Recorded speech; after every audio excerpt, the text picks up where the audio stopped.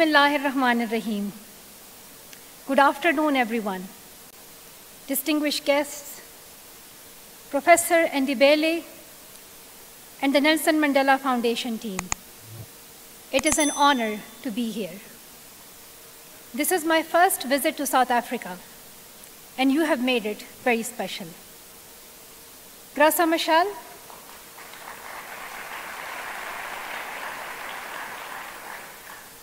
Grasa Mashal, it is a particular honor to be with you. Thank you for fighting for girls and women everywhere, and for always championing the voices of young people. Thank you to everyone here with me today, and all those listening online from around the world. And thank you to the activists and experts who will be joining us in conversation after my speech.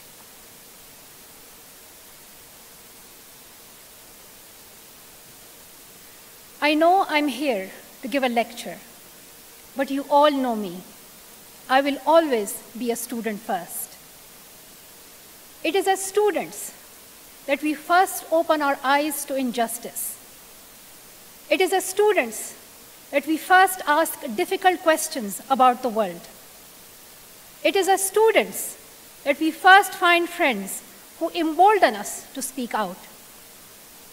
So when I thought about what I want to share with you today and what it means to lead for a just future, I approached this assignment not as a lecturer, but as a student. With Mandela's legacy in mind, I asked myself, what injustice is the world overlooking? Where are we allowing inhumanity to become the status quo? The answer for me was very clear and very personal: the oppression of girls and women in Afghanistan. My family and I know what it feels like to live under the Taliban ideology. At 11, I was banned from school. At 15, I was shot and nearly killed for standing up for my right to receive an education. We were always looking over our shoulders. Nelson Mandela and his fellows, South Africans, knew that feeling well. And their resilience and collective action in the face of injustice can inspire us. Just 2 years ago, women in Afghanistan were working, serving in leadership positions, running ministries, traveling freely. Girls of all ages were playing soccer and cricket and learning in schools. Though all was not perfect, there was progress. And fundamentally, girls and women had opportunities. They had choice. They had agency. Then the Taliban seized power a second time. As they did in the 1990s, they quickly began the systematic oppression of girls and women. For a short time, this made headlines. But since then, the world has turned its back on the Afghan people. Maybe this reflects the sheer number of crises the world is facing: violence and displacement in Sudan, famine in Yemen, the climate crisis being debated right now at COP28, war in Ukraine, and of course, the unjust bombardment of Gaza, where a child is killed every 10 minutes. So much of humanity is wounded. But we cannot allow ourselves to buy into this false notion that we can only care about one crisis at a time. We must be able to hold space for suffering wherever it is happening in the world. So today, I would like to bring attention back to the girls of Afghanistan whose suffering has been sidelined. Our first imperative is to call the regime in Afghanistan what it really is. It is a gender apartheid. We know that gender-based discrimination exists in every country. Gender-based persecution exists in many countries. But gender apartheid is different. Apartheid is a system that is imposed and enforced by those in power. The very people who are supposed to protect their citizens. In South Africa, defenders of such a system insisted that it was somehow the natural order of things to segregate whites from non-whites. Similarly, in Afghanistan, the Taliban say that oppressing girls and women is a matter of religion. So let me say this as plainly as possible. That is only an excuse, but it is also not true. Many Muslim scholars, including from Afghanistan, have made clear that Islam does not condone denying girls and women their right to education and to work. But the Taliban are not interested in the truth. They are interested in maintaining power. And they will use any excuse, from culture to security, to justify their actions. In the name of their false vision, they have introduced more than 80 decrees and edicts restricting girls' and women's rights.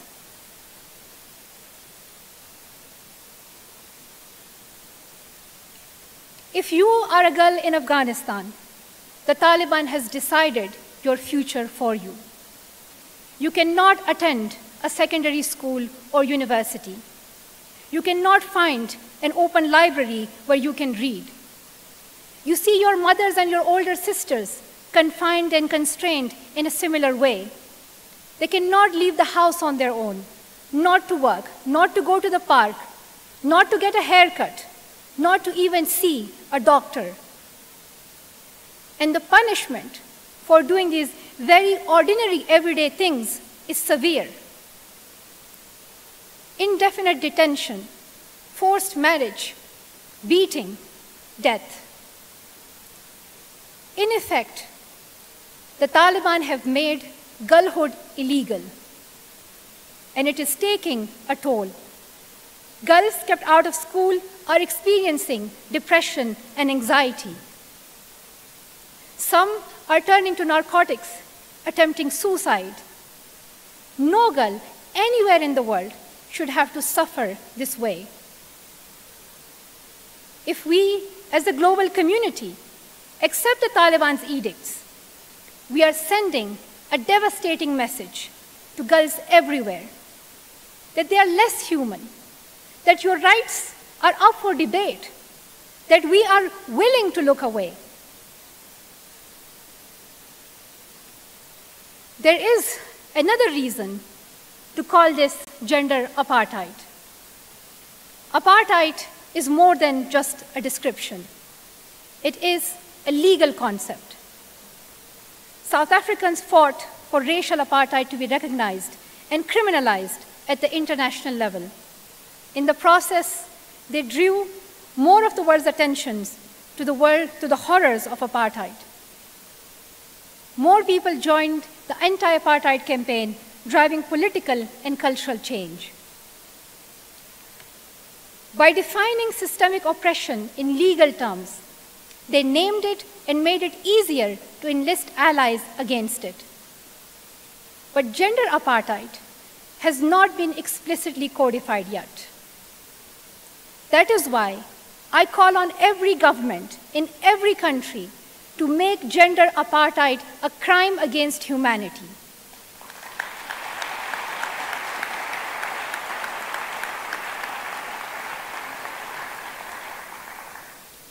We have an opportunity to do that right now. The UN is currently drafting and debating a new Crimes Against Humanity treaty. This is the moment for world leaders to stand with Afghan girls and women. Adding and adapting language on gender apartheid to the treaty will codify it under the international law. Member states like South Africa can play an important role in championing this cause. This legal approach might seem disconnected from everyday lives and human suffering. But the international law is not an abstraction. It is a practical tool. It is a way to protect the oppressed. It is a way to hold the Taliban to account and to hold anyone who helps them legally complicit.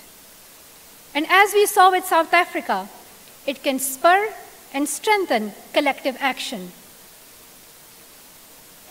In these ways, codification will help prevent gender apartheid from happening elsewhere. It will send a strong message of support to the girls and women of Afghanistan who have been demanding this, that we hear them, that we will not let them fight alone. I want you to know about Hanifa, a 16-year-old girl from northern Afghanistan. When the Taliban pushed girls out of secondary school, Hanifa was stuck at home, feeling like the walls were closing in. She took matters into her own hands, gathered her friends and their sisters in her living room to teach them English and maths in secret. I want you to know about Zarqa Yaftali, a researcher and human rights advocate. 3 years ago, Zarqa warned the UN that if the Taliban returned, girls' and women's rights would be crushed. Zarqa's worst fear were confirmed, and she was forced into exile. But she is not giving up. She is helping build the case for codifying gender apartheid. It is time for all of us to stand with her. Hanifa and Zarqa are two of many Afghans rising up, as Madiba did, against injustice. But they cannot do this alone, nor should they have to. As we press to make gender apartheid a crime against humanity, there's more we can do now. First, international actors must resist normalizing relations with the Taliban. This includes governments, conference organizers, and UN officials engaging with the Taliban as if they were just another partner. This also means companies seeking to make business deals with them. Those who prioritize political or financial gains over human rights are condoning gender apartheid.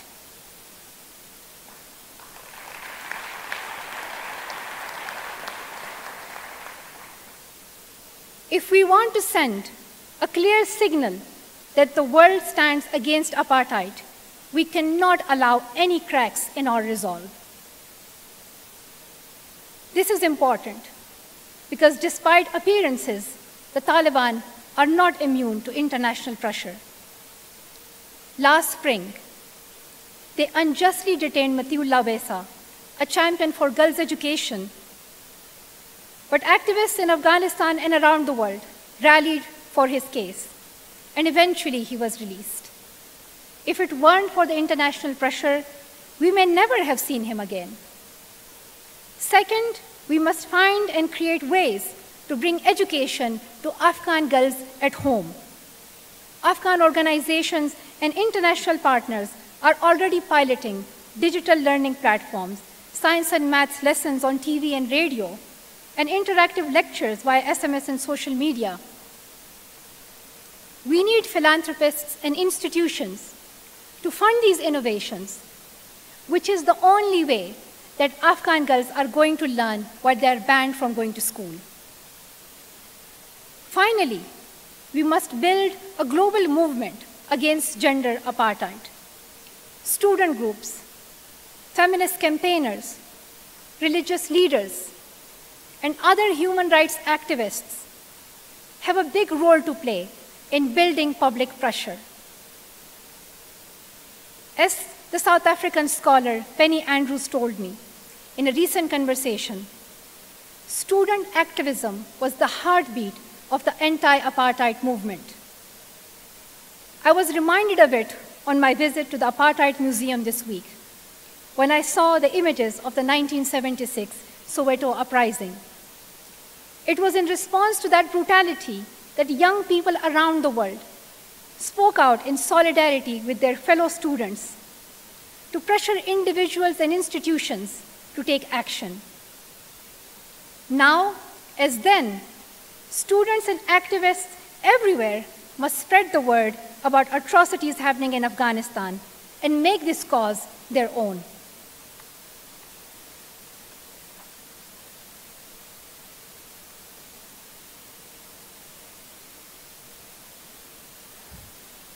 It took a bullet to my head for the world to stand with me.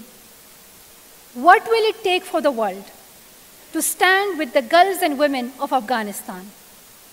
To anyone who says they care about protecting girls and women, to anyone who says they care about education, to anyone who says they care about oppression, what are you waiting for?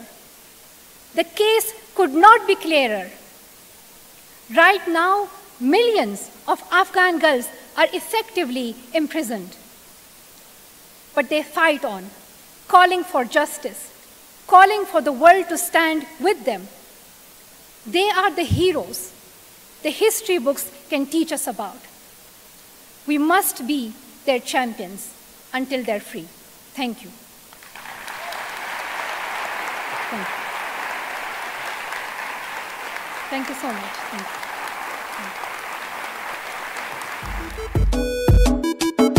I'm a king, yes, I'm a king, I'm a king,